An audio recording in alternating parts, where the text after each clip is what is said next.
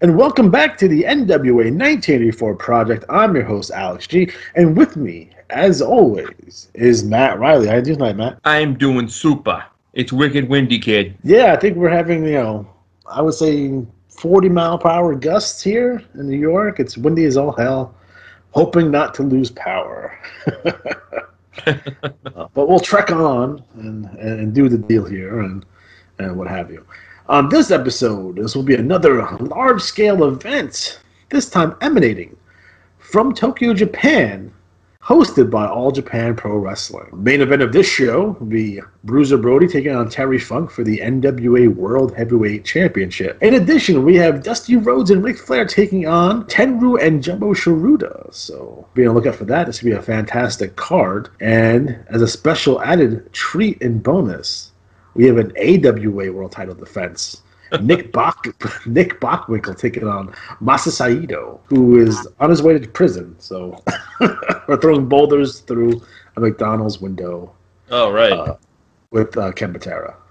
Who hasn't done that, really? So right off the bat, I want to talk about, this made the headlines as of late, the Knoxville Five.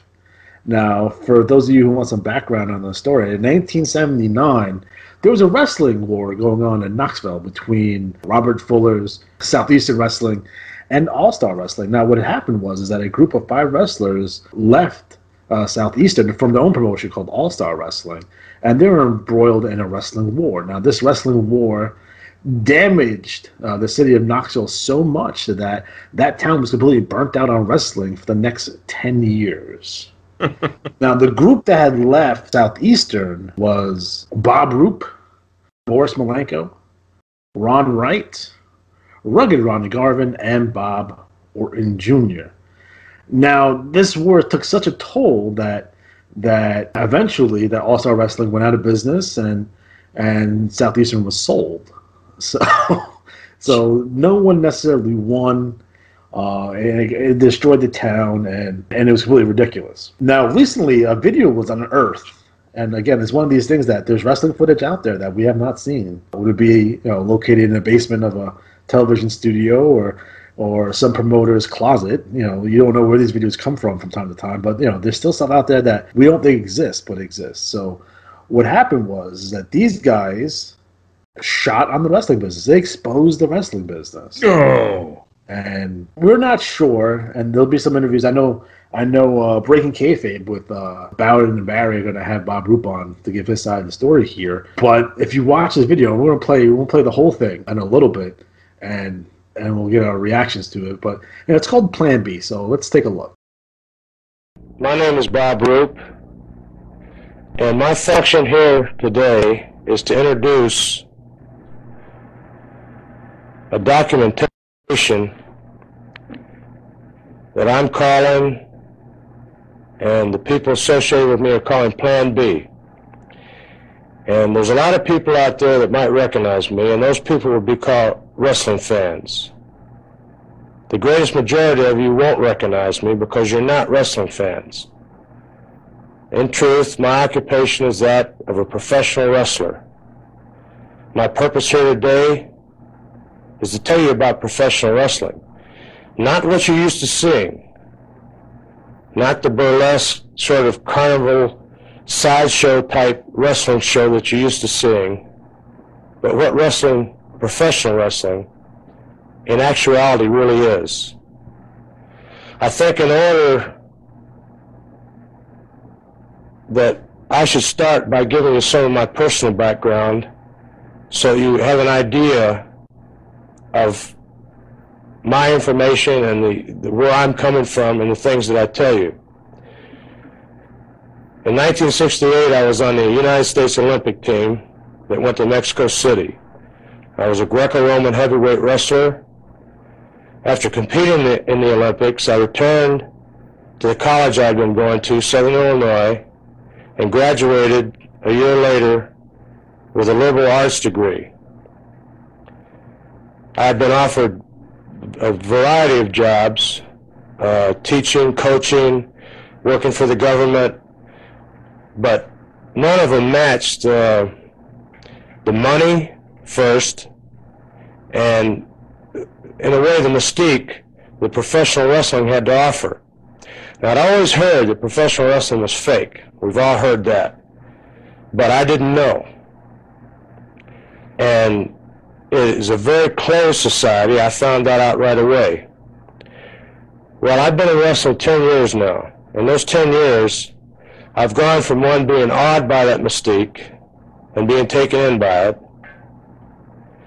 I've gone from one being, in a sense, grateful to be a member of a secret club, a closed fraternity, you might say, and that's what professional wrestling is. I've been a preliminary wrestler. I've been a main event wrestler. I've been a booker. And a quick definition, a booker is a man that works in a particular wrestling area that arranges all the matches. He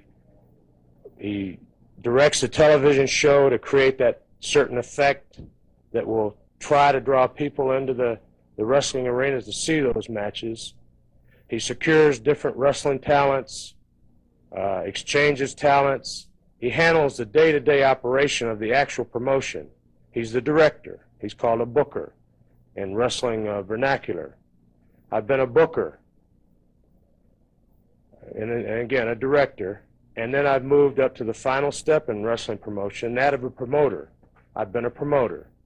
I've actually promoted wrestling matches. I've promoted myself in wrestling matches, and naturally I couldn't let anybody know that I was promoting myself because there would seem to be collusion. So let's go back over that again briefly. The Olympics, college degree, the entire spectrum of experience in the wrestling business. And I've been in it 10 years now, professional wrestling. And it is just that business. And I just want to say one thing. In all the time I've been in professional wrestling, I have never, ever had a real wrestling match.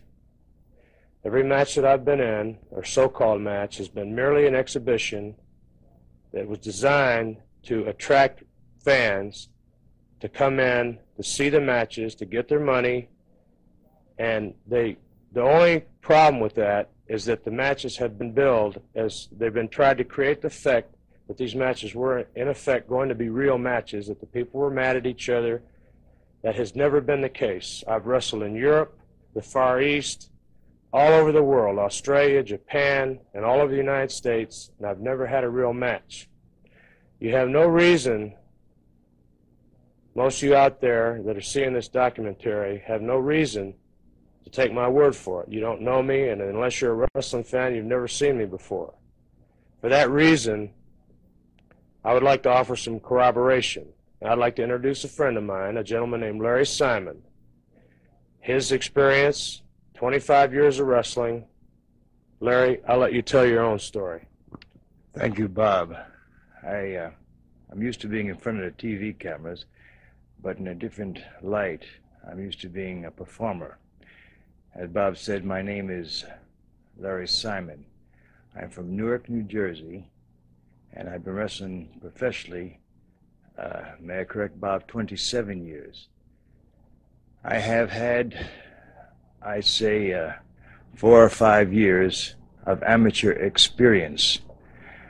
I have, from the amateurs, became a professional at a young age of 18 years old.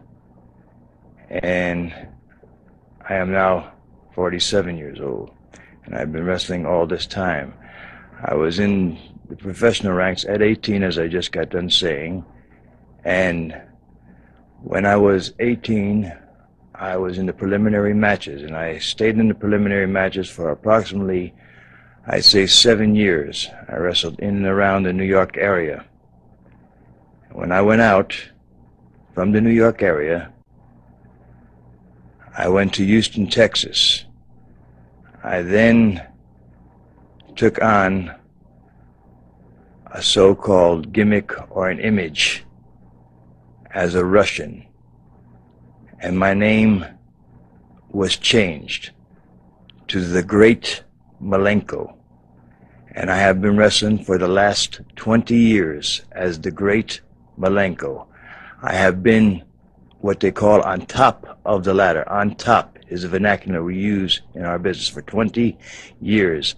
I have wrestled all over the country. I have been on top in Florida, the Carolinas, the Tennessee area, Nebraska, Texas, and my trademark through the years, people that have been watching wrestling, people that have followed wrestling, have known me as a person that stands in that camera each week with his eye cocked like this. And this is my shtick. This is my gimmick. I would say something in reference to this. My voice would change. I would accumulate an accent as I'm talking to you here and now. I am 230 pounds of mind and muscular coordination that is unbeatable. This is something that I am an expertise at.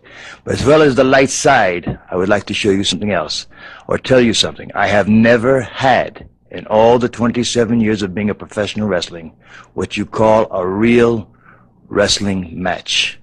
You can call it whatever you want. It was a planned type of match. I knew who was going to win, and I knew who was going to lose. It was all set up before I ever went out to wrestle. But one thing at one time did occur.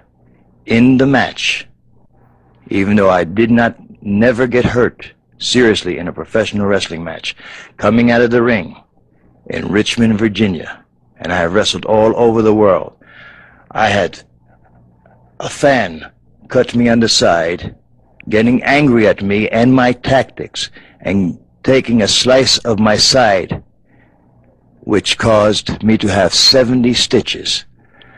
Now, I would like to one more time reiterate and say that I have never in all my 27 years ever had a real wrestling match.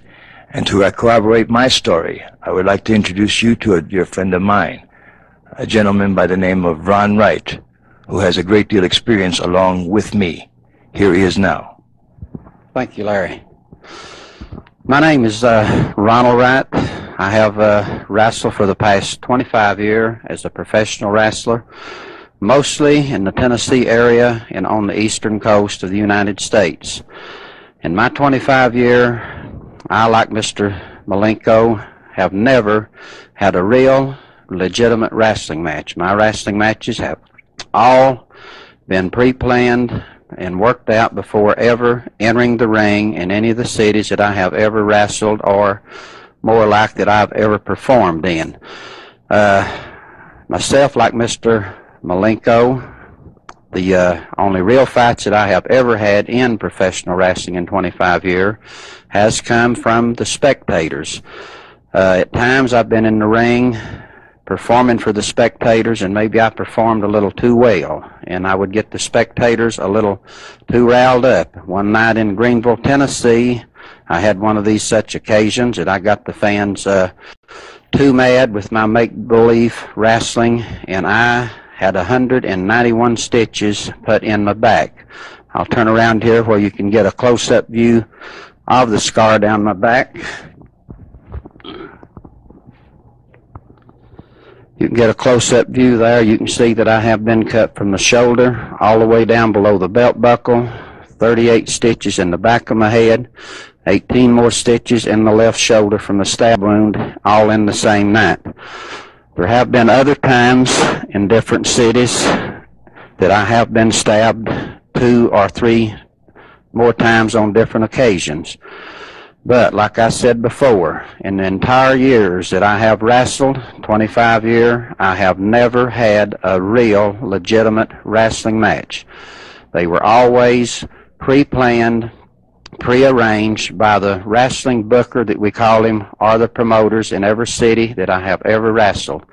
And to back my story up, I would like to bring another man out here that's been well known all over the United States, and bring him on the set and introduce him. This is Ronnie Garvin. Well, thank you, Ron. Ron and I had many fights. None of them real, of course, because he's a great friend of mine. So is Professor Malenko, so is Bob Roop. Especially Professor Malenko and I, we go quite a few years. I've been in wrestling 18 years. I've known him at least 10 or 12 years. Professor Malenko and I, we had some great matches that people believe. Even at times I was almost believing him. That's how great of an actor I consider myself. So is Professor. I respect his talent as an actor, as a performer.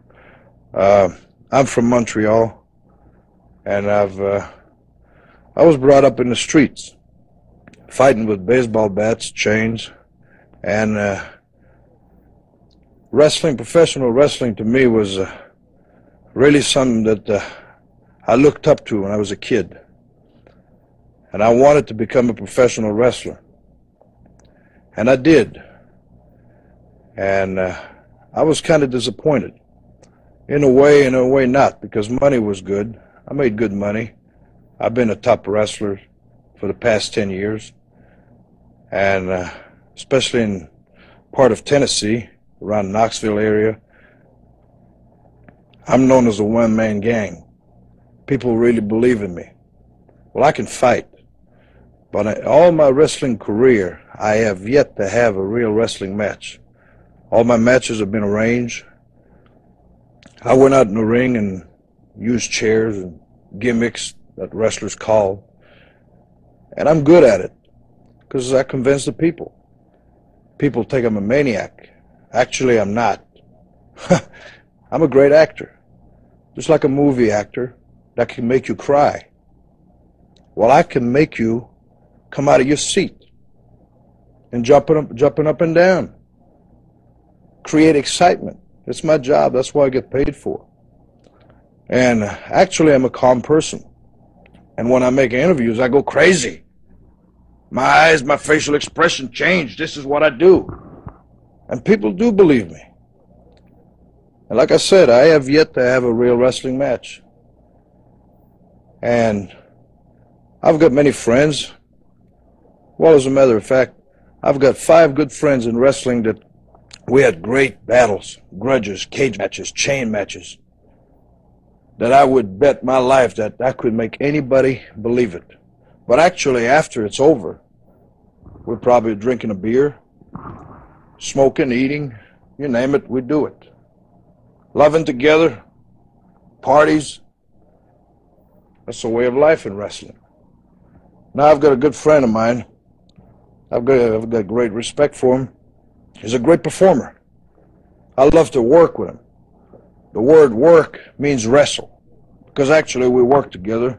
I want to introduce you to him. His name is Bob Orton, Jr.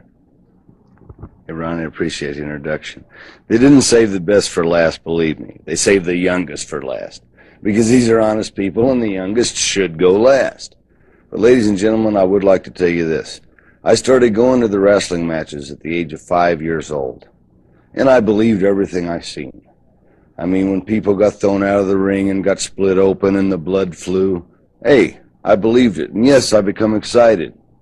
But then one night, I seen a man in the middle of a wrestling ring, and another man named Fred Blassie looked like he was ripping his eyes out of his head. And I broke down into tears, and I actually went into hysterics. I was hard to control. You know who that man was? My father, Bob Orton Sr. And that night home in the car, when I was 8 years old, I'm still crying. I'm wondering how Dad can see while he's driving down the road. Well, Dad told me, Bob, there's nothing to worry about. Everything that goes on in a wrestling ring is a fabrication. It's something that you do to make wrestling fans believe that what you're doing is real, but in actuality, it's not. And yes, from that point, I grew into a teenager, and I become very interested in wrestling. And I become an amateur wrestler. And no, I was not a Bob Roop. I didn't go to the Olympics. I was not a national champion, but I was a 3-time state champion in 3 different states, and I was an All-American. And then, lo and behold, I broke into the pros. And I'll tell you something, ladies and gentlemen. Since the time I started professional wrestling, I'm 29 now. I started pro wrestling when I was 21. I have never had a real wrestling match. And you can look at it as good or bad, whatever. But what I'm saying right now is that when you see professional wrestling, the winner and the loser is determined. The worst any wrestler that I know has ever been hurt in the ring, broken arm, broken leg, is an accident. And, of course, we've already seen Professor Malenko, Ron Wright, out here showing the scars where an occasional hot-tempered audience may use a knife, slice a man, throw a rock at a man's head, or whatever. But what I'm going to do right now is I've told my story. I've told you the truth. We're honest people. I'm going to give this back to Bob Roop because he is the man. Ladies and gentlemen, those of you watching this, what you're seeing is historic in a sense because of the fact that nobody's ever had the courage and in a sense the dignity to come out here and say the things they've been saying. We've all been conditioned to protect the wrestling industry because it is big business. It's a billion-dollar business. They only report about 330 million of it a year. Third largest spectator sport.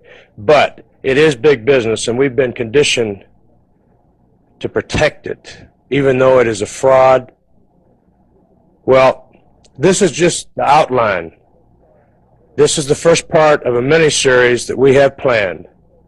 And in later segments, we're going to talk about, well, the second question I was ever asked after Is Wrestling Fake was, where does the blood come from? We're going to do a whole segment on where does the blood come from. We're going to show you exactly where it comes from.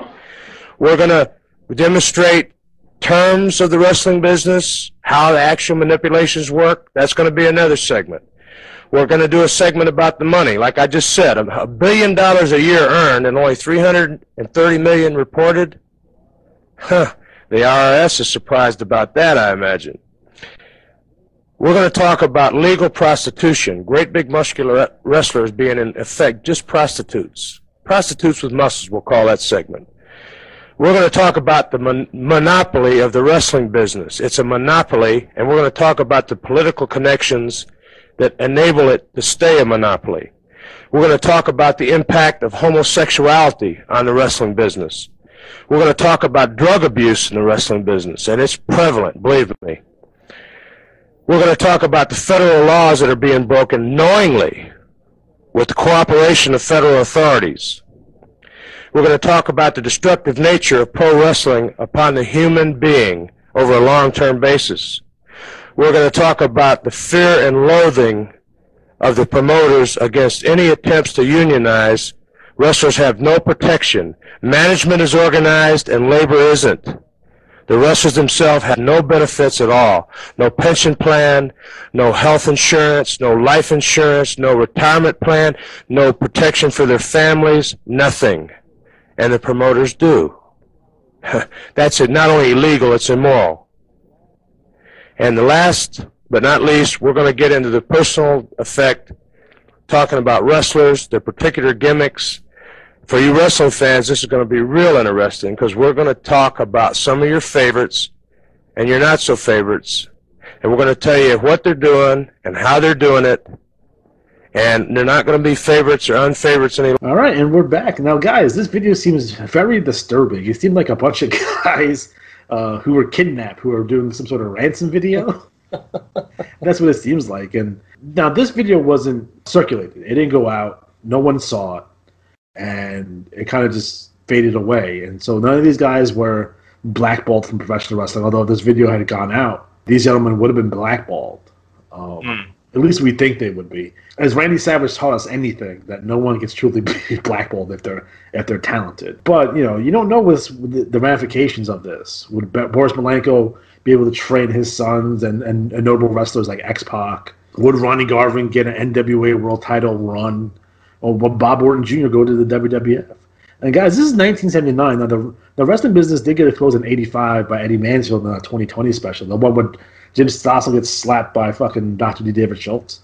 That's the one where he blades on fucking TV, Eddie Mansfield. So that was a thing back in the day. And this is years before Vince would go and publicly state that wrestling was a work to get out paying taxes in certain states. Watching these guys old school guys guys who have been taught to protect the business, guys who, you'll see a lot of old school wrestlers on Twitter, what have you, say that, no, we're not going to expose the business. And what the guys today are doing are exposing the business. They're killing the business. These guys went out and, for whatever reason, did this video to destroy the wrestling business.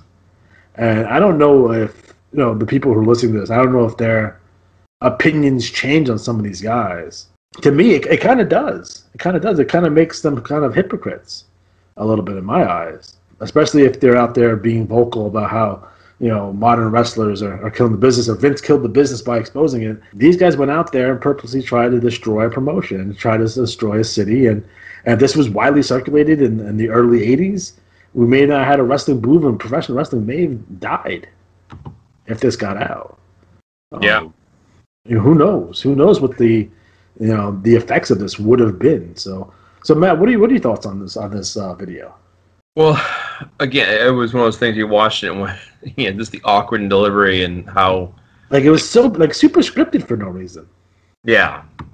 I've never won I never won a real professional wrestling match.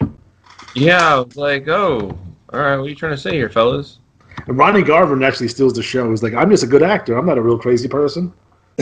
Yeah. I'm like, come on, Ronnie. Ronnie with the brown hair. I think it was, I get what their, it was kind of like the nuclear option. Yeah.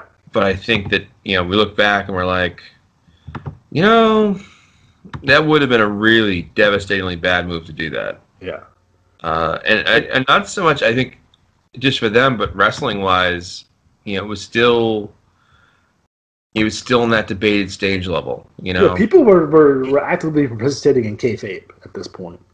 Yeah. And it may not hurt the wrestlers all that much, but it really, really hurt the fan. Especially, people in Knoxville, they really believed. Those other territories, they really believed. I think now, that would have happened in New York, that would have been different. But in Knoxville and the Tennessee area, they really believe still. I was going to say, I think my favorite part of the whole thing was that there was the multiple mentions of being stabbed by the fans. Yeah. It made me almost wonder if they did this video because they were like, guys, you got to stop stabbing us. This is a show. Stop stabbing us. And it was how can we do that? Let's just tell them it's a show. Yeah. And it was weird to say, they were talking about, we're going to expose the homosexuality in professional wrestling. It was like, whoa. Yeah, I was like, whoa. Which had to be a reference to, I would assume, Jim Barnett. We don't know of any other professional wrestlers, old school wrestlers, that had come on the closet other than Jim Barnett and Pat Patterson. Did anyone else come to? Nothing I think of. Right. So I don't know what they were saying, but I'm assuming they're talking about Jim Barnett. Jim Barnett in '79 still a power player in the NWA, a big deal, what have you. Yeah. But it seemed like it doesn't have the impact, and I know this story won't get the traction that it may have gotten even as late as 1990, because I think everyone in their right mind knows that professional wrestling is a work. And to be honest, we all as a kid I knew professional wrestling was a work. I never thought it was real.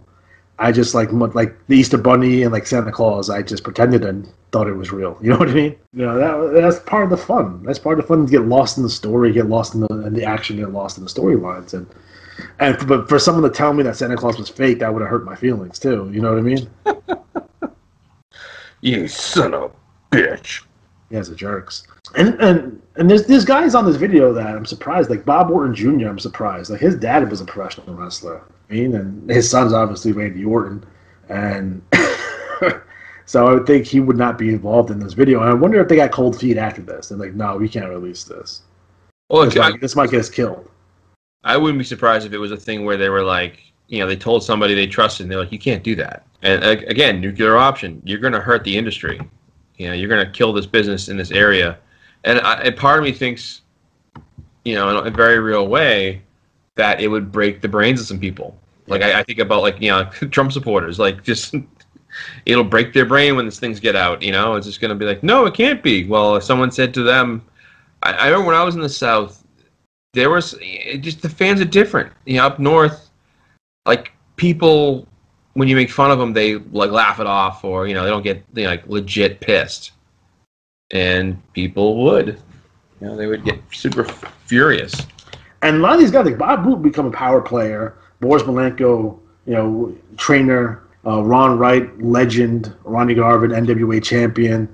Bob Orton Jr., WWE Hall of Famer. Do you think it affects any of these guys' legacy at all?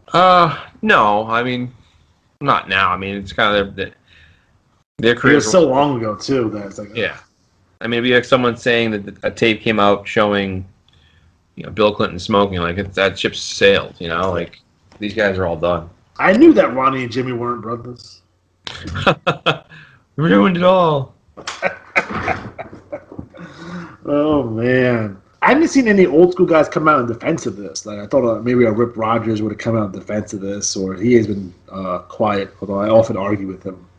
Actually, he just yells at me. He's not necessarily an argument, but he just yells at me and calls him stupid. But he's not come out in defense with this, and he was with these guys because a lot of these guys went over to ICW with the Poffos and the Savages and what have you. So I wonder what the boys would have thought back then if it would have came out.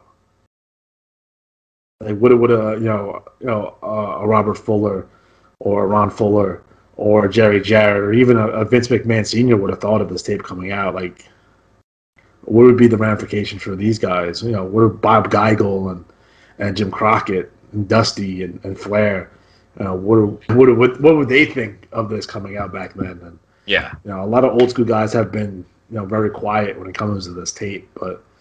It kind of is what it is, and you can't put the toothpaste back into the tube, and the wrestling business has been exposed 100% at this point. There's not necessarily all that much, in terms of secrets out there. But this was a new thing that came out. Like this is something that we never seen before, and it was shocking to say the least because of the time frame. Like it's one thing to seeing a shoot interview from like 2003. Versus watching a video of these guys young in their primes in 1979, which makes it even more disturbing, I guess, in my eyes. So, well, here's the thing too: if this was to happen today, what would be an equivalent for today? It'd be like UFC coming out and having like Anderson Silva and Royce Gracie and Cain Velasquez come out and say that UFC's a work. You know what I mean? And Conor McGregor coming out saying UFC's a work. I think it would destroy their industry. And who knows? I mean, they've been work shoot fights in Japan forever at this point, but it would have the same effect. Like people will ridicule wrestling because it's fake, especially UFC fans, a lot of them. A lot of amateur wrestlers would ridicule it as fake. But it'd be like the same thing as because Olympic wrestlers coming out and saying, "Oh, this is predetermined, this is planned," and it'd be like the UFC guys coming out saying, "It completely destroyed all their credibility." Yeah, and that's something that the big difference between UFC and professional wrestling is that UFC is a shoot, and that's the only difference. And I think it would hurt their fans to such a degree that they wouldn't watch anymore. Because we've had other scandals. Would it be the Black Sox scandals, or what was the NBA referee that was shaving points? Tim Donaghy, and he just did an interview the other day. He had a book come out, and they're talking to David Stern. Like, oh no, nothing changed. Sorry, man. This guy's calls, he had like 1,300 calls that were questionable. Yeah. Like, he altered the game. Like, even if you say, well, he didn't change the outcome. Well, did he? Like, if he had like 10 calls in a game that went one way that, he was changing the spread, he was changing whatever, I think NBA is one of the leagues. If someone told me the NBA was rigged, I could see it. Because so many years we've had these teams, these powerhouse teams, and they get to these 6-7 game series where they should be killing these guys, and the calls are going all one way, and then all of a sudden they're going the other way, and it's like, well, they're home. It's like, yeah, but it shouldn't be that different. It shouldn't be that blatant. That's right. Like if the other day they were showing video of like various players committing travel fouls and how most of them they were like shocked.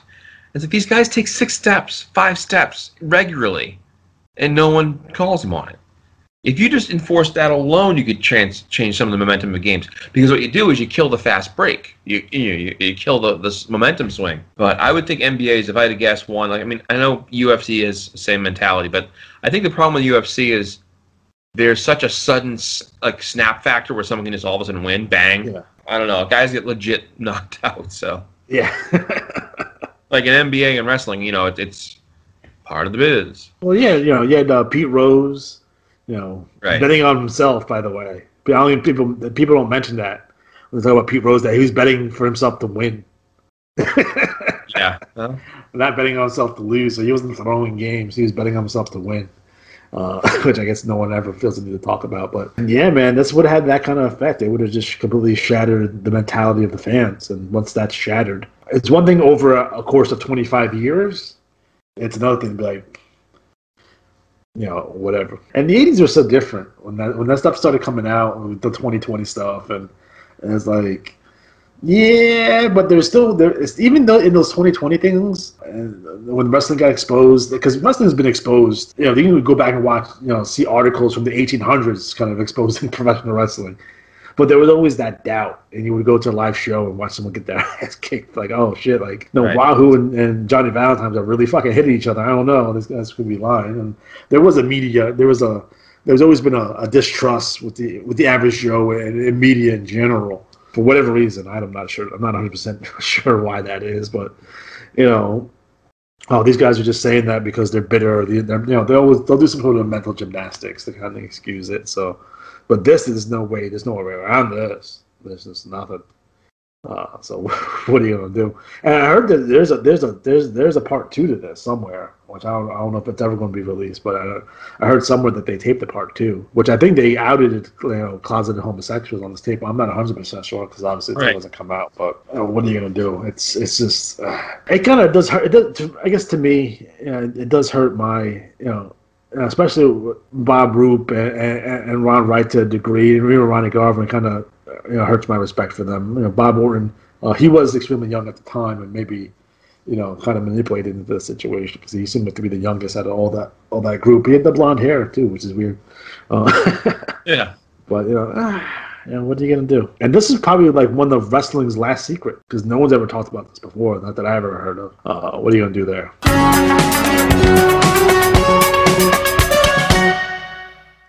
So next up, I want to talk about the return of Roman Reigns. Now, Roman Reigns made his triumphant return to Monday Night Raw this evening, and I know a lot of the weird people on Twitter is like, that was fast.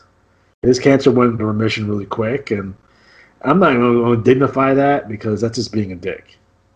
Like, I'm not going to sit here and accuse Roman Reigns of faking cancer and putting his family through that fucking bullshit. That's just fucked up. Right. I'm not going to accuse Vince of, we're going to have Roman Reigns get cancer for ratings. I mean, that's just too far. So I can't even fathom that. If that ever comes out, in 20 years, if you get a tape of Roman Reigns says, yeah, fake cancer, then my opinion would change. But I won't take everything as face value at this point. So what are your thoughts about Roman Reigns' return? Well, I watched earlier, and it was a powerful moment. Part of me has this. I'll put it this way: the Red Sox have had players over the years who have had some injuries, like brain aneurysms, cancer, and part of me thinks it's a little bit distasteful to be like, here he comes back, and we're making a big segment of it to get our ratings up, because you just know that's part of it. Unfortunately, I wasn't sure which way they were going with it, of course, because you didn't know. I thought, they wouldn't bring him back just to have him say, like, I'm not coming back for a long time, unless there was something serious and you wanted to jump ahead of it. But to have him come back and be like, it's in remission, it was good. It was well done. He had a good promo. He made a couple of lines where he talked about he wasn't sure how the fans are going to react at first, when he first announced it. Because, the fans kind of have this memory of, like, oh, we always supported him now. It's like, no, you didn't. Oh. You hated this guy. You booed him out of the building.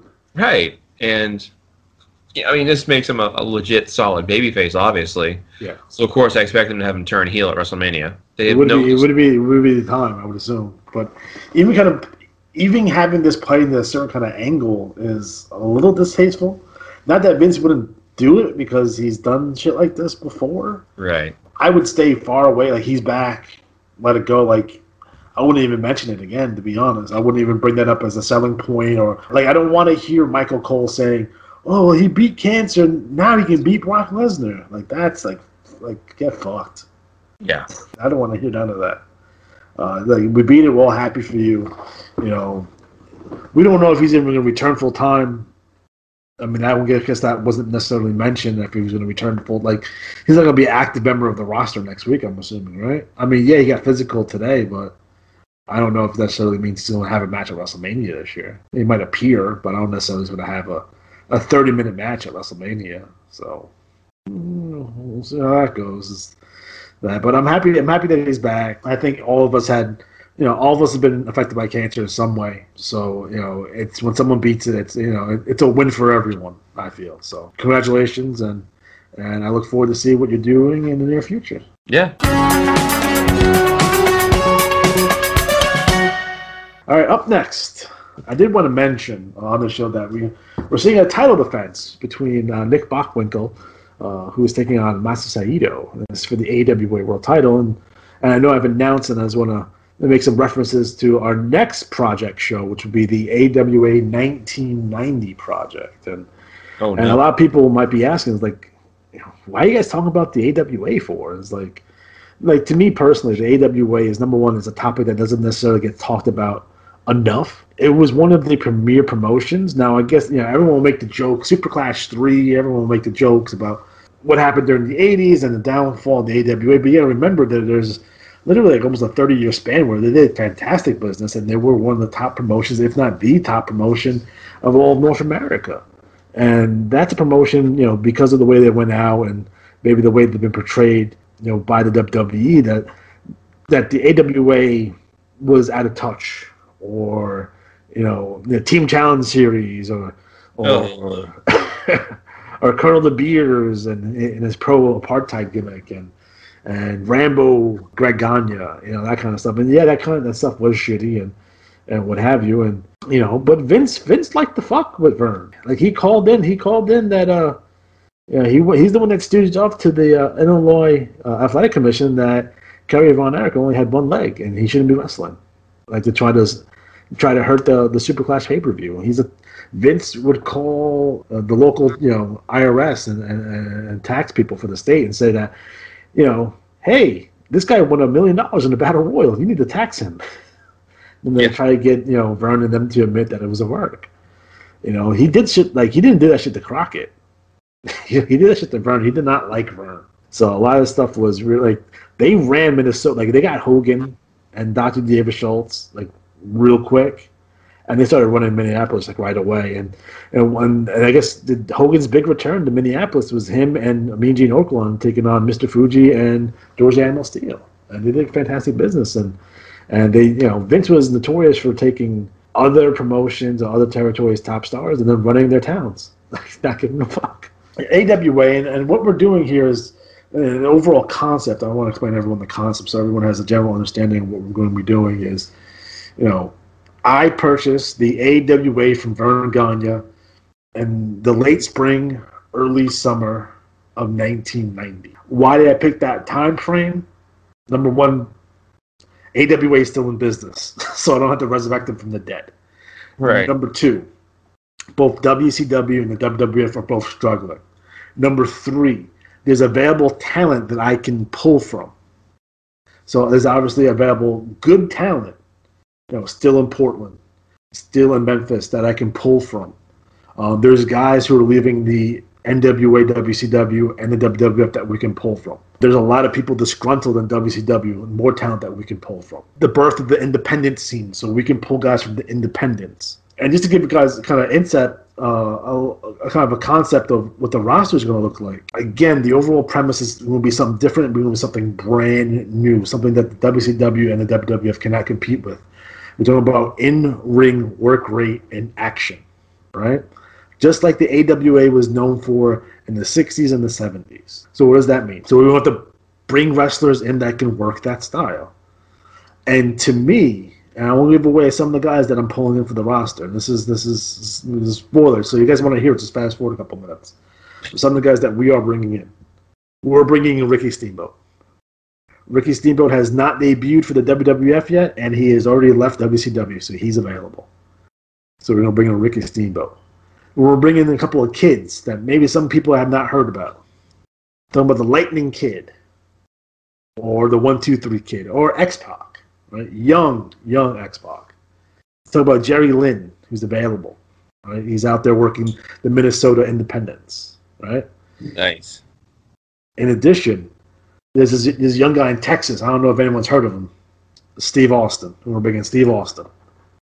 And there's this crazy guy. He's all over the independent scenes right now, doing all these crazy hardcore matches. I'm talking about Cactus Jack. So we're going to bring in all these guys into Minneapolis. In addition, and I guess the big get here is like we're going to bring the Road Warriors back home. Nice. The Road Warriors had not debuted yet in WWF. They would debut in July. So we're going to bring in the Road Warriors. Now, one of the things that I'm looking towards is bringing in guys who are from that area, because that's important. Because again, we want to be very Midwestern friendly, really be Minneapolis and the Twin Cities kind of heavy, right? Ricky Steamboat, trained by Vern Gagne, started out in the AWA. Perhaps we can convince a Ric Flair not to go to the WWF and come to the AWA where he started, trained by Vern Gagne. Road Warriors from the area, right? They're from Minnesota. They're Minnesota guys, trained by Eddie Sharkey. A guy who leaves the WWF after SummerSlam, Ravishing Rick Rude, Minnesota guy, trained by Eddie Sharkey. We'll try to bring him up. So we really want to have these guys that started out here and guys that are kind of part of the landscape of professional wrestling in Minnesota. And we want to get away, although we're going to have them on occasion, get away from your crushers and your bruisers and your Baron Von Raschke's and Vernon Gregg himself. No more Vernon Gregg. They're off TV. They're gone. Totally. Now, people will ask, okay, what are you going to have Vernon Gregg do anything? I'm like, yes. Vern Gagne trained like 115 wrestlers. A who's. I remember from the Iron Sheik to Ricky Steamboat to Ric Flair, Sergeant Slaughter, all of them. So we have Vern and Greg along with Eddie Sharkey. They're going to be in charge of our wrestling school. So we can have all fresh, brand new talent and be able to supply ourselves without relying on trying to pick up guys from the WWF or WCW. In addition, we're going to bring in our international stars. Now, we're going to work with New Japan in 1990. You know who that gives us access to? The Great Muta. Oh, indeed.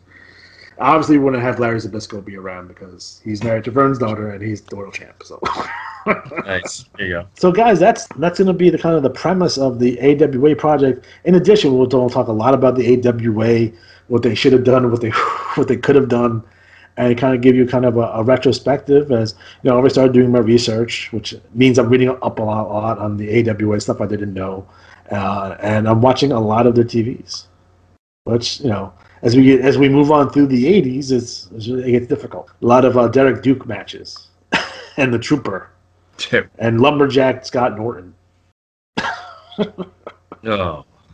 Awful stuff. But I think one of the biggest things, and I guess people don't realize this, is that the stars of your wrestling show back then were very much your announcers and your interviewers, right? So everyone knows in WWF in 1990, your announcers, your interviewers are Gorilla Monsoon, Bobby Heenan, Jesse Ventura. You had Lord Alfred Hayes, right? Sean Mooney, right? I can rattle off all the names. WCW, you got Jim Ross, you had Tony Schiavone. You have Gordon Soley. Lance Russell's there at the time. You had Paul Heyman, who was doing announcing. You had Missy Hyde also doing announcing. And in the AWA, you had Eric Bischoff.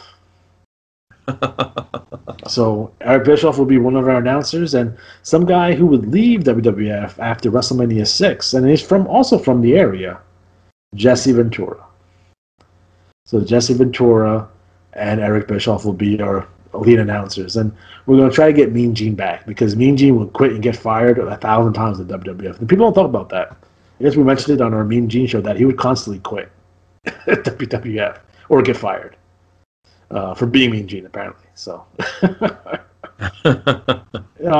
looking to have fun. This might be a shorter series. I don't know, maybe 10 to 15 episodes, and I have some ideas for what we're going to do in 2020. So, we'll see how it goes. Right now on the channel, we're doing a lot of various things. We're trying to vary it up, try to get a broad demographic here. In addition to the NWA 1984 project, we have Retro Wrestling Games Presents, where we're taking a look at every single wrestling game ever. Period. Ever. We'll talk about Amiga. We'll talk about Commodore 64. We'll talk about the Sega Genesis. We'll talk about Super Nintendo. We'll talk about Xbox 360. We'll talk about PlayStation 4. We'll do them all. In addition to that, recently, I don't know if some of you may have noticed this already, that I'm showcasing gameplay footage of wrestling mods and hacks. So, recently, as this goes up, already uploaded would be a No Mercy hack that features the talent from AAA and CMML. Also recently uploaded was a Pro Wrestling, Pro Wrestling, the NES Black Box Pro Wrestling game, hacked, and where the people who produced this game put in the wrestlers from Impact Wrestling. So yes, instead of King Hayabusa, you have AJ Styles. So keep your eyes out, for that. Also, we're having our NES Classic retrospective, which I'm going to go through all the games that are available on the NES Classic. That's all 25 games. We just recently did Mega Man X. Also, we're doing a Spider-Man for the PS4 playthrough, which I'm about halfway through now. After that, we're going to do Fist of the North Star. So be on the checkout for those things. Lots of cool things happening. Again, we're varying up our approach here. We're varying up what we're doing on the channel. Of course, we have our award-winning iWar Network Tubecast. So if you're interested in imaginary wrestling, fantasy wrestling, play-by-mail wrestling, that is the show for you. So, Matt, what are your thoughts on not only the AWA show that we're going to be doing later on this year, but the channel in general? Oh, I think it'll be a lot of fun. I do think it's one of those what-ifs that is fun to play around with. You think of what could have happened if this so-and-so got discovered here. How many years does someone languish as a jobber when they could have gotten spotlight? Like when someone like Derek Dukes and the Trooper were getting pushed, like, that's the best you could do? Yeah, they're always trying to paint them white. Fucking Colonel the Beers. Fucking A. Again, we look at like the landscape of professional wrestling in 1990, especially the spring of 1990. You have, Ultimate Warrior as your WWF champion, who is not drawing. It wasn't his fault, but he wasn't drawing as WWF champion. Ric Flair was still WCW NWA champion. He wasn't supposed to be because Sting got hurt, so they had to push back his title win to the Great American Bash, which kind of hurt their 1990 because they had to turn Luger back babyface, which gave Sting's no opponents for the end of 1990, and you end up with the Black Scorpion. So, both, and in addition, you had the rise of like these independent groups. So you had the rise of the UWF, which rose and failed pretty quickly. You had Global, which I think everyone on retrospect enjoys. You had the birth of the USWA, which is, a combination of Memphis and world-class talent. Portland is still around, but it's on its dying days. They tried to, in late 88 and 89, they tried to resurrect Florida with Dusty, and that necessarily didn't work out all that well. So there's a lot of stuff going on. And the AWA is doing things like the Team Challenge series and being stupid. Right. There's definitely a time frame that's right for discussion where we're going to talk about all things professional wrestling and 1989, 1990, 1991, probably up until 92. We'll take a look at that. We'll go over some of the best cards of that year and give you thoughts on some of the more, some of the big time pay-per-views for all along this landscape of professional wrestling. So, we're leaving the 80s and going into the 90s. So, and this is the time frame where I'm very familiar because in 1989 is when essentially I started watching wrestling religiously. Now I've been watching wrestling since 1987, but by 1989, right before WrestleMania 5, I'm all in. To borrow a pun.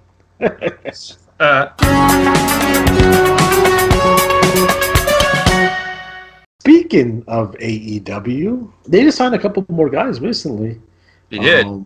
Yeah, they did. I know things have been a little quiet on their front. Again, they announced their Double or Nothing pay-per-view. I guess the big news coming out, they signed Kenny Omega, which is a surprise to literally no one. Yeah. But I'm curious to see what the matchups now. From what I understand, they're not necessarily doing anything for WrestleMania weekend. They're not coming out here.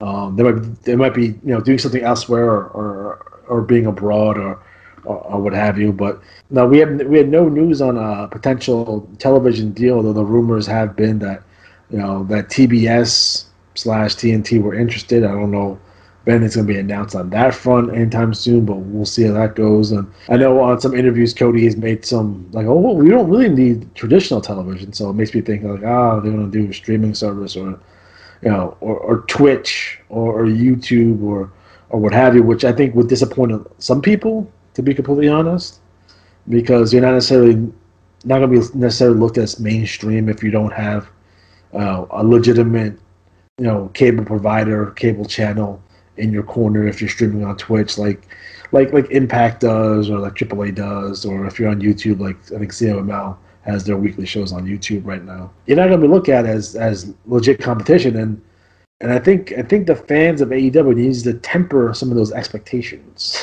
a little bit. So just be wary of that. Just be cognizant of that. That if they don't get a mainstream television deal, that's not the end of the world.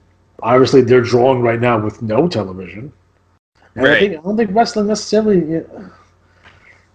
I don't think you need a weekly show like Raw to draw anymore, but they will put that to the test most definitely. Yeah, I think they're going to do a good job of it, just promoting. Like, if you watch the Being the Elite still, And you should. And you should. And they're doing kind of the spot run-ins to kind of promote future build-up of talent and or storyline. And it's smart. You keep people involved and giving them a taste of things to go, but you're not overwhelming them, oversaturating. Cody Rhodes just had knee surgery, so he's a little down and out right now. But while that's going on, other aspects of this they're taking in and handling. So long term, it is, I think, beneficial for them to kind of keep the audience hungry. You don't have that every week feeding, and so keep people hungry. Their first couple of shows are going to do well. The real litmus test will be once they get this, between shows 5 and 10. We'll see where we're really at. Yeah. And I do have confidence. I think they're going to do well.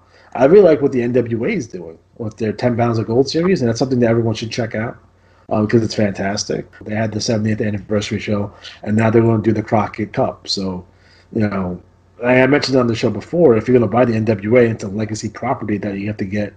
You don't have to do legacy type things. You're going to have to do a Crockett Cup. If you can get away with doing award games, you might have to do award games, or you might have to do Clash Champions, or, Right. or what have you, because you had those legacy names, those legacy properties. And if you didn't want to do that, why'd you buy it? So I'm glad that they're using some of the legacy properties that they have. So I'm really excited about that. The Crockett, I mean, that's a big deal. Getting the Crockett's back involved in professional wrestling.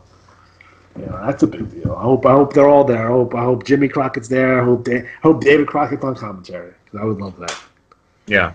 Put David Crockett, Shivani, if they can. Just to reunite fucking David Crockett and Tony Schiavone would be a thumbs up, automatic thumbs up. Right. I'm surprised Jim Ross hasn't done anything with the NWA in terms of announcing either. I don't know. Although the reports are that he's going to do something with AEW in terms of talent relations, but people already signed contracts, so why do you need them? I think, honestly, Jim Ross, I loved his work, but he's lost his fastball along the way. Yeah, in terms of announcing, but as an administrator, as an executive, there's still stuff. He still has stuff left in the tank, I think. Sure. He still has great talent, and recently, they're bringing back some of these older guys. The WWE just recently brought back Bruce Pritchard. Now, people were saying Bruce Pritchard part of creative or whatever, but you have to understand that Bruce is with the WWE for a very, very long time, and most of those vignettes that you fondly remember, he produced those. Right. He's also the executive producer of Primetime Wrestling for an extended period of time as well. So if you want to talk about the $1 Million Man stuff, you want to talk about the DX Invasion, those are stuff that he had a hand in producing. So if hopefully the WWE can go back to those vignettes again, because that would be fantastic. Because you don't bring that guy in not to do those. You bring that guy in to do those. You know what I mean? Exactly. Although, hopefully he didn't walk into the building with guns blazing. So that's why he was fired last time. Don't bring a gun to the office, Bruce. Oopsie. Yeah. Well, that's the whole story. That I think it was a hurricane, one of the bad hurricanes, and he had to evacuate, and he had to take his gun with him because he's supposed to by law, and he had to bring it to the office. So he got fired. Although he never got along with Stephanie. Stephanie did not like him very much. So Stephanie got willing to suck it up. Well, yeah, because when it comes to Stephanie McMahon, and I know she's very smart, college educated, smart businesswoman, But in terms of wrestling creative, I don't know. I can't point to anything that she's done. Like, where was her big idea? Right. Like Booker's, like, you can go back and say, oh, this was good, this was bad, right? Everyone can see ideas that were good and that were bad, right? Like, this is a Vince creation, or this is a Dusty creation. Like, what did she ever create? No one knows. Right. No. Women's evolution, apparently, for the WWE. But, right. Like, she puts her face on that thing, but it's like, well, what did you really do other than hire a lot of Hollywood writers in the early 2000s when you're head of creative? Yeah. I think that's one of the problems is that, going back to the Vince problem with other wrestlers being famous from other promotions before he made them famous, so to speak. Yeah. What is her claim to fame? I don't know. I'm trying to figure that out. And if someone knows, like, oh, what's her great idea, or what's her great angle that she got through, or what was her concepts? Like, tell me what those are, because I don't know what they are. Right. It's like, it's the old wrestling adage, like, who do you ever beat? Like, what did you ever do? Yeah. And I'm sure she's, great. She's great. I like her in her role now as a spokesperson and as a ambassador, and she's doing a lot of great things on that front. But in terms of a professional wrestling creative executive, I don't know what her. She doesn't have that job anymore. That's Michael Hayes and Road Dogg and Triple H and Shawn Michaels. They're doing that now. But your head writers of your shows are Michael Hayes and the Road Dogg. So, but it's always Vince. It's always Vince. Buck stops with Vince. So they'll get all the credit and all the blame. Do you think it was random that he called up those fucking NXT dudes, like, before WrestleMania? Like, he just, out of nowhere? Like, almost on a whim, it seemed like? Because a lot of those guys were in the middle of angles and shit, too. Yeah, it was sloppy. It was desperate at ratings grab. Really shoddy. Which made no sense because I don't think your average Raw viewer knew who those guys were, because they don't necessarily watch NXT like that. Well, that's the thing. Instead of building up with, like, weeks and weeks of vignettes or whatever. It's like if they brought in Kenny Omega and were like, oh, and tonight, the tag team of, Johnny Gargano and Kenny Omega will face, like, you'd be like, what? What? Like, why would you do that? And it's just, they're so desperate for ratings, they're trying anything to see what'll stick. That doesn't work, though. It's a long-term planning and plans that work, not randomly bringing up 4 NXT guys. And I love, Ricochet is dope as hell. He's one of my favorites, but it's like they didn't get done telling his story down at NXT. Like, what are you doing? Right. They just wrote him out. So I always thought that was strange. It's like what they did to Apollo Crews. Like, Apollo Crews was on NXT for a very short time and was never able to build a character down there. Like some of these other guys were able to build a character in NXT before coming up. Yeah. And he never got the opportunity. So on the main roster, he just didn't have a character, and he still doesn't. My friend always pitches the 2019 version of the Nation of Domination. With Lashley, Apollo Crews, Lio Rush, R-Truth. I'm like, why do you always go back to that? Like, were you a big Nation of Domination fan in 1997? I don't understand. Like, why do you want to see that again? Well, maybe he figures they got the Rock out of it, so maybe they'll strike lightning twice. Yeah, but I don't see any of those guys being the Rock. I think Rock is a once-in-a-lifetime talent. Yeah, I don't see Apollo Crews having the charisma of a Rock. He probably does have the charisma of a legitimate, a literal Rock, but I don't think he has the charisma of the Rock at all. I don't know, man. They always make their African-American babyfaces smile too much. Why do they do that? I don't know. It's weird. Like let people be badasses. That's the one thing they're missing today. It's like, let people be badasses. Like, they're doing it with Becky Lynch, but they're not going as far as they probably should go with that. Yeah. I'm not saying that she should be Austin destroying the entire roster like Austin used to. People who love the Attitude Era weren't on the same message boards that I was on, because they used to give Austin so much shit about that on these old message boards from back in the day. Because he would destroy like half the roster.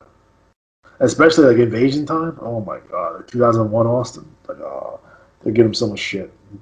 But Austin's universally loved. And I don't think we'll ever get another wrestler who's universally loved like that. Especially in the social media, Twitter environment that we're currently in. Yeah. Because everyone's like, like who we're supposed to like, right? We're supposed to like who? AJ Styles, right? We're supposed to like AJ, right? Yep. Finn Balor, right? Well, I think Seth Rollins right now, Roman Reigns, the guys we're supposed to like, and if you go on Twitter, those guys have like their fans and their detractors, and it's 50-50. Well, I think you're not going to find really that many people who are majority, like let's say 75%. So, for example, the whole Becky thing was kind of an organic thing that popped up, like Daniel Bryan years ago, and they capitalized on it and tried to at least. I think the next thing they're going to look at is Kofi Kingston.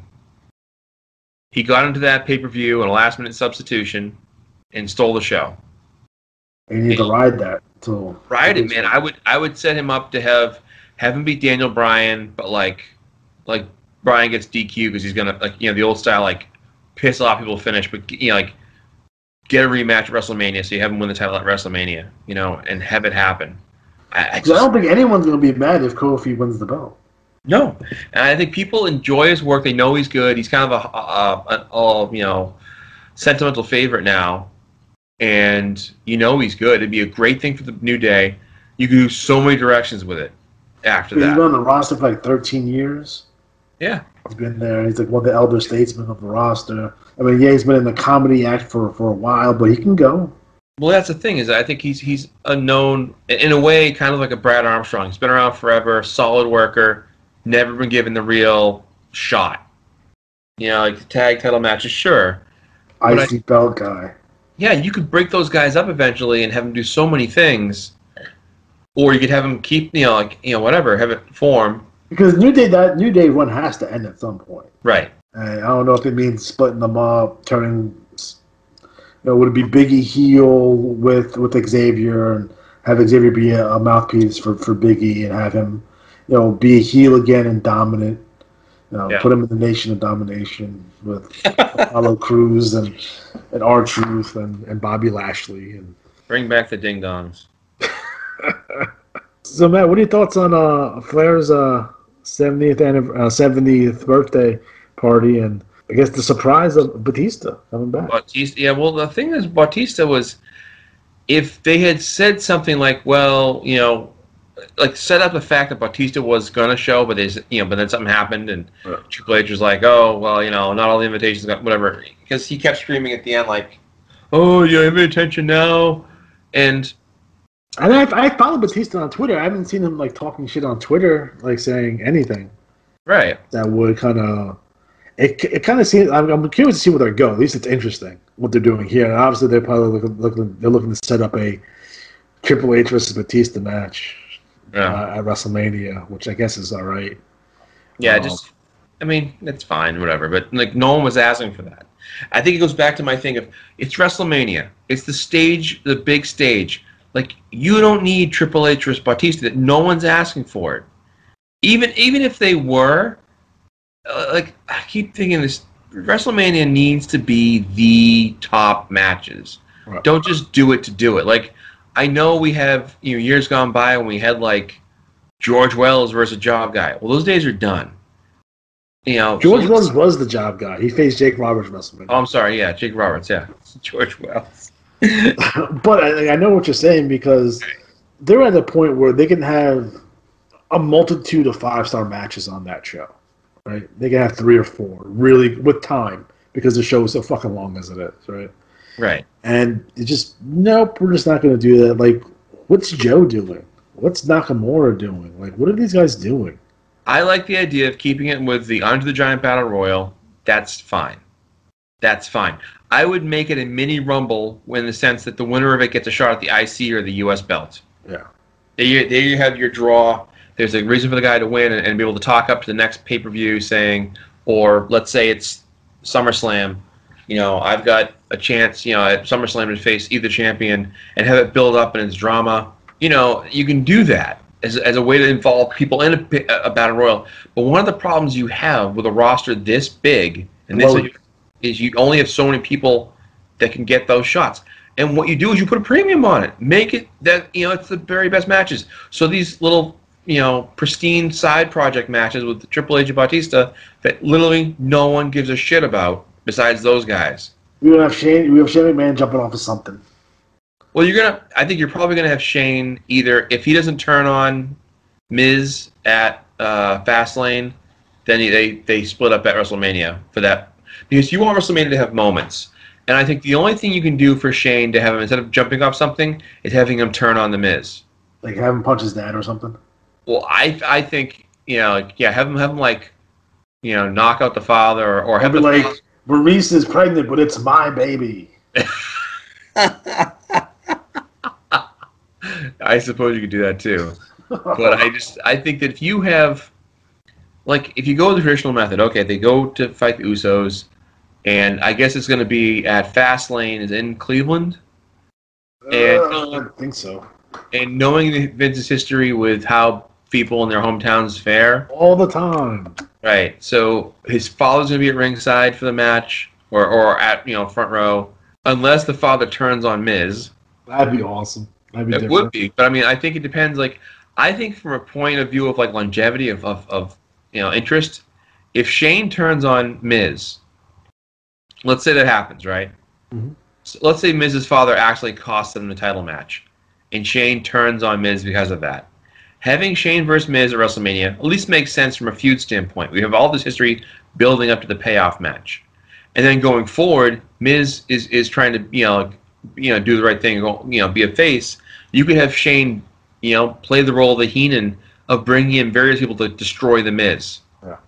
Yeah. And you build him up slowly, as a bigger and bigger face. Because Shane, again, we talked about an article a few weeks ago about this dead horsism of heel bad guy manager, the boss gimmick. So dead. No one fucking cares anymore because the gimmick is dead. It's like when you watch a TV show nowadays, and within the first 5 minutes you find out that it's all a dream, or it's the bad guy is actually the good guy. Like, okay, but like make me interested at least. Instead, you just throw this out quick. Look at this. It's like, no, just take your time. I think one of the biggest problems with McMahon's business model is he doesn't give credit to the fans that have stuck around. He thinks he has to make everything from week to week, grab your attention. Where slow builds are the ones that pay off. Ones that deliver after build-up. Right, and you don't have to do a 2.5 year build-up. I'm just saying, like... It'd be nice. Huh? It'd be nice. Just one. Well, it would be, yeah, but I mean, it looks like... You still have John Cena fucking running around here, too. Right, but the thing is... about that. What are you going to do with him? But again, you know what you do? Nothing. He's in fucking Hollywood. He's not part of the show. One of the things I hate the most is you have guys in this roster who are fighting and doing everything they can to get up the ranks and be on the big show, big main event, if you will. And you bring in these retired guys. No one's sitting there going, oh, man, remember how bad Batista flopped a few years ago? Yeah. I do. The only thing that saved his career was Guardians of the Galaxy. And he was good in James Bond. But, like, no one's screaming for that matchup. No one. I mean, they had him back, what? Oh, I know what it was. A few months ago, they had that Evolution thing. Yeah. And Batista had a few words for Triple H. Yeah. Should remember that was coming. But again, no. Make that the pre-show. Put your guys who are your future on the big show. I think Batista should squash him, like, quick. Because realistically, say Batista squashes Triple H, that put him in line for Brock Lesnar. That's a matchup that we haven't necessarily seen. That's fresh. It's true. Batista came in later than Brock. Brock was on the way up when Batista was on the rise, and we never got necessarily, not that I remember, a big-time Brock Lesnar versus Dave Batista match, and that could be something that's interesting. True. It's like, you remember how that Goldberg-Lesnar feud was interesting a couple years back? Like, that's something they could probably do if you were going down that route. Maybe. I hate Goldberg, so I didn't really fucking care. But people enjoyed it. I don't know. I just think that, bringing back retreads just to grab ratings, you know what? That's your pre-show. That's your Monday Night Raw afterwards. Like, it just... I keep thinking, they wonder why they're going to lose talent to AEW. It's the shit like that. Because guys go, I'm missing a payday, so you can bring some fucking guy like John Cena. It was Punk's beef. Yeah. Like, they brought in The Rock, and they brought in this guy and that guy. And it's like, what are you guys doing? Yeah. Like, I'm the hottest guy you got. Right. So you have right now, let's say, for example, we have theoretically Lesnar versus Rollins. Yeah. Let's hope they don't make a triple threat and put Reigns in there. We assume Reigns is going to have a match with somebody. Possibly. Right, possibly, if he's healthy. Let's say it's Baron Corbin, because he's going to get his squash win over Baron Corbin. You know, they kind of had a moment where they had Baron Corbin, like, being confronted by the reporter, like, you shit-talked his cancer last time. Like, oh, great. He did? Well, that's what they said. They said that he talked about no one being bigger than the company. And all. I don't remember the promos. They said they had tape of it, but didn't show it. But whatever. Fuck it. I think if you're going to have Lesnar and Rollins, you better have Rollins go over, because if they keep the belt on Lesnar, fuck, get rid of the belt. He's not a champion. He's a show up cameo guy, and he's terrible when he's there. The last good match he had was with Daniel Bryan. Finn Balor wasn't bad, but come on, it just I did like that Finn Balor match. I did like the Finn Balor match. They told a nice story there. Yeah, but it just with the injury and stuff like that. It's embarrassing. Like it's awful. You're gonna have let's say Kofi versus Bryan. You're gonna have the tag title matches in there somewhere. Whether it's, I think honestly, if it was me, and I wanted to milk this Miz thing, I would have Shane turn on him at WrestleMania, because WrestleMania is about building WrestleMania moments, and Shane jumping off the top of a cage isn't gonna change shit. But Shane turning on him and like maybe DDTing his father, oh my god, that'd be amazing. That would be like, people would be like, remember when he turned on Miz, and like let's say destroys Miz, and and the father's like, please my son, and beats his son up. I mean the father. Maybe he kicks Maurice in the stomach too. He's like, you're not having a second kid. Could you imagine if that was all a work? Oh. And he power bombs Maurice and costs her the baby. Oh, she lost the baby, Miz. I'm gonna kill you, Shane. Well, there's SummerSlam. There it is. Shane suspends him for 90 days. Baby on a pole match. Oh no! But it's just there's a thing. Is you have a premium time, because one of the things we've all talked about in our outside of the show when we talk about WrestleMania, there's usually a couple of good matches, but it's so long. And to a degree I get it, because it's once a year that it goes this long. Yeah. But man, like you actually hurt your matches because you have a crowd that's worn out. You're gonna tell me by the end of the show where Rousey, Charlotte, and Becky, that's gonna be a crowd that's really up for it. They're gonna be like, "Where's the exit?" Yeah, man, it's gonna be wild. So I will be at WrestleMania this year because it is in New Jersey at MetLife Stadium. I'll also be at WrestleCon representing Retro Wrestling Rewind. I'm sitting across from Ric Flair, Mick Foley, Lita, and Trish Stratus. Maybe Bautista will attack him again. Imagine, that'd be awesome.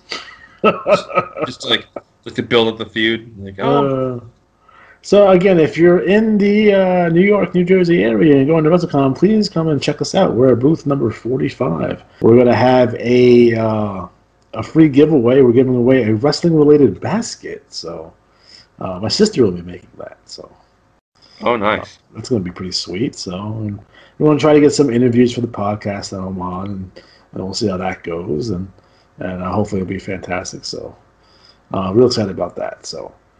All right, guys, so we are officially